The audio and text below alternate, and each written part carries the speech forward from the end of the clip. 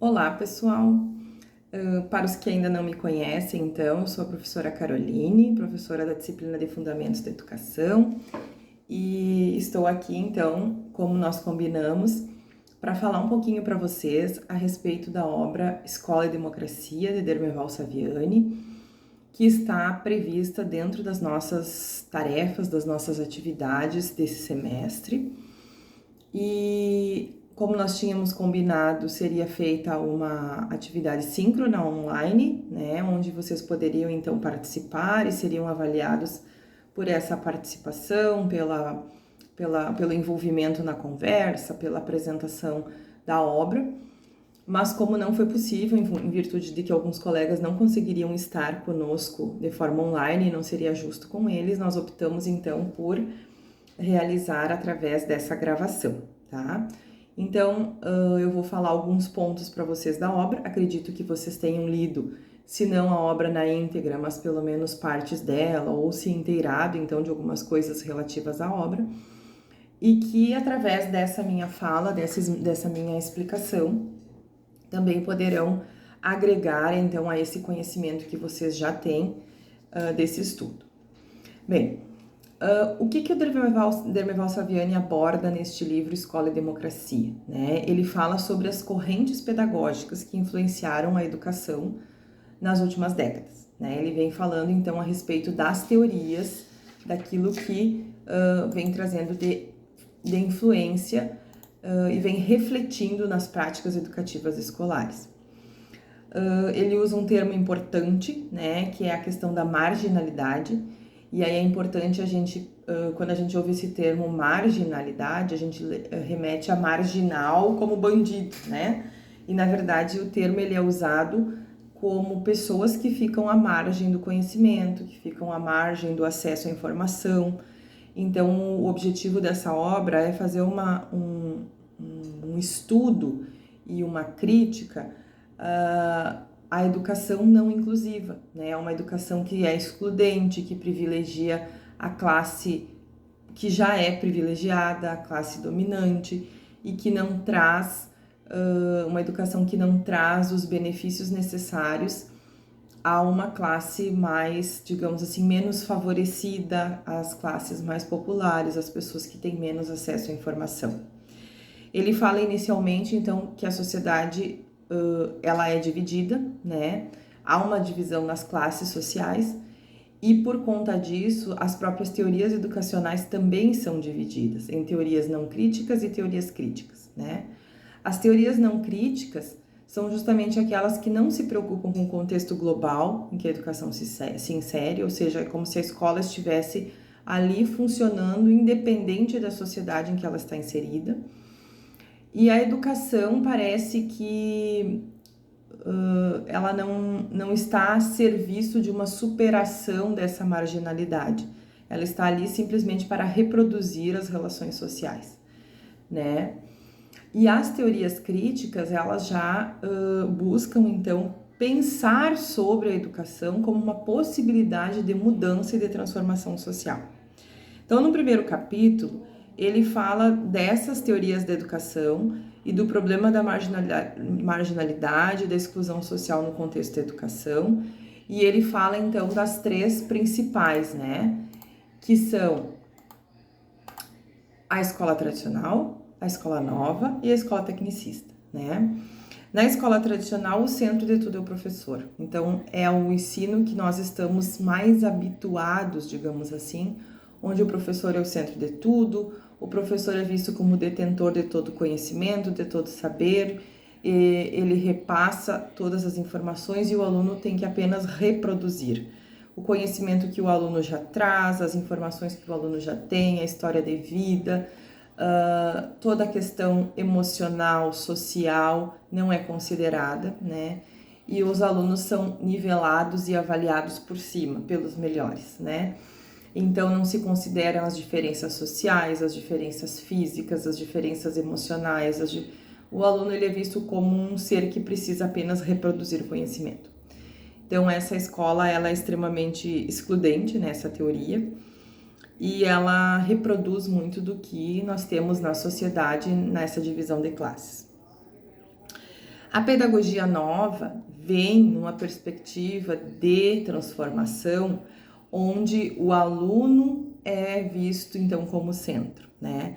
Mas o Saviani tece uma crítica bem importante nessa obra ao movimento escola novista também, porque ele diz que embora ela venha, digamos assim, fantasiada de uma nova concepção educacional, ela não promove as transformações sociais que se esperava que ela promovesse. E por isso ele faz, então, também essa crítica ao movimento da escola nova. E a pedagogia tecnicista, né, onde o método, a técnica é que é o centro, não é nem o professor, nem o aluno, mas sim o método. Então, ele também faz essa crítica relacionando muito ao processo fabril, ou seja, o aluno não é levado a pensar, apenas a fazer, né? Então, ele é um ensino que é de produção, de produtividade e é muito voltado às concepções capitalistas. Então, o que a gente pode ver aí nessa primeira parte, né, dentro das teorias não críticas? É que elas estão, segundo Saviani, focadas em reproduzir um modelo social capitalista, onde os dominantes, aqueles que têm mais condições financeiras e mais acesso à informação, eles têm total poder sobre um grupo que seria considerado dominado, né? De pessoas que têm menos acesso à informação, ao poder aquisitivo e que por isso acabam sendo forçados a reproduzir. É como se nós dividíssemos a sociedade, por consequência a escola, entre aqueles que pensam e aqueles que fazem, né? Então é essa crítica que se faz. E aí ele vem trazendo no segundo capítulo a questão da curvatura da vara, né? Onde ele nos apresenta essa ideia de que a vara, ela sempre esteve pendida para o lado da burguesia. Quem é a burguesia? As pessoas que têm um poder socioeconômico maior, que têm um maior acesso à informação, ao conhecimento. E que, para que houvesse uma melhor organização social e uma valorização da sociedade como um todo, a gente precisaria inverter a vara, né? Ou seja, mudar a ponta da vara, a curvatura, para o outro lado, que seria o lado das classes populares. E quando a gente fala em classes populares, a gente fala das pessoas, da população em geral, de quem estuda na instituição pública, de quem precisa trabalhar para se manter, trabalhar para estudar, para manter os filhos na escola, né? Nós somos a classe popular, são as pessoas que trabalham e que buscam, através disso, a construção do conhecimento e da sua própria condição social. Então, dentro dessa ideia da curvatura da vara, ele traz a ideia da noção de um homem livre, de um homem crítico, de um ensino mais democrático, né? Ele faz toda essa crítica à escola nova, dizendo que ela é um conhecimento muito superficial, e aí quando ele propõe, então, as teorias críticas, ele propõe essa possibilidade de se pensar uma educação voltada para o humano, para a pessoa, para a realidade. E ele nos apresenta, né, a ideia de que há necessidade de um equilíbrio entre as vivências das pessoas, dos alunos no caso, né, mas das pessoas em geral, e a sistematização do conhecimento. Então ele diz que a escola tem esse papel de trazer para conhecimento das pessoas, dos alunos, o conhecimento historicamente construído.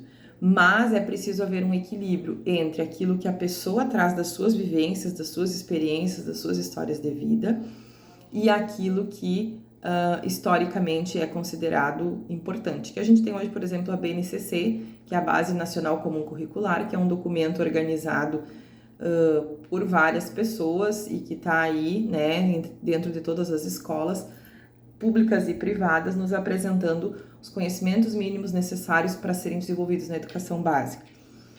Então, o que ele quer dizer? Por que eu trago isso? Porque não basta a gente reproduzir o que está na BNCC, é preciso que a gente olhe para a BNCC, para os conteúdos e conhecimentos mínimos necessários, relacionando-os com as histórias de vida e as realidades de cada aluno e de cada contexto onde nós estivermos inseridos, né? Nesse sentido, a educação ela passa a ser um instrumento de transformação social, né? Onde situações concretas da vida dos alunos, dos estudantes, elas passam a fazer parte do contexto escolar. Então, segundo ele, né, no capítulo 3, precisa haver uma transformação para além da curvatura da vara, né? Então, precisa se pensar numa possibilidade de superação dessa relação autoritarismo versus democracia, né? E essa democracia, ela passa, segundo Saviani, necessariamente pela relevante contribuição do professor e da forma como esse professor vai se posicionar em relação aos alunos e ao conhecimento. Ela é uma pedagogia mais revolucionária, né, mais crítica, e ela tem uma relação dialética com a sociedade. O que significa isso? Que ela é influenciada e influenciadora da sociedade em que se insere. Ou seja, ela traz de dentro da sociedade para dentro da escola a realidade e busca associar as questões sociais e da vivência dos alunos ao contexto dos conhecimentos trabalhados na escola. E a partir do que é trabalhado na escola, o aluno é motivado a transformar a sua realidade social. Então é bem interessante, essa é a relação dialética que ele estabelece, que seria para além da curvatura da vara, ou seja, partir do conhecimento que o aluno já tem, né, daquilo que ele conhece a respeito de um determinado assunto, para dar andamento ao estudo dentro da escola, com o conhecimento sistematicamente organizado, que é o que estaria lá na BNCC, por exemplo, e a partir da relação entre o que o aluno já sabe com o que o aluno aprende na escola, ele voltar para o seu meio, para a sociedade, e promover uma transformação social.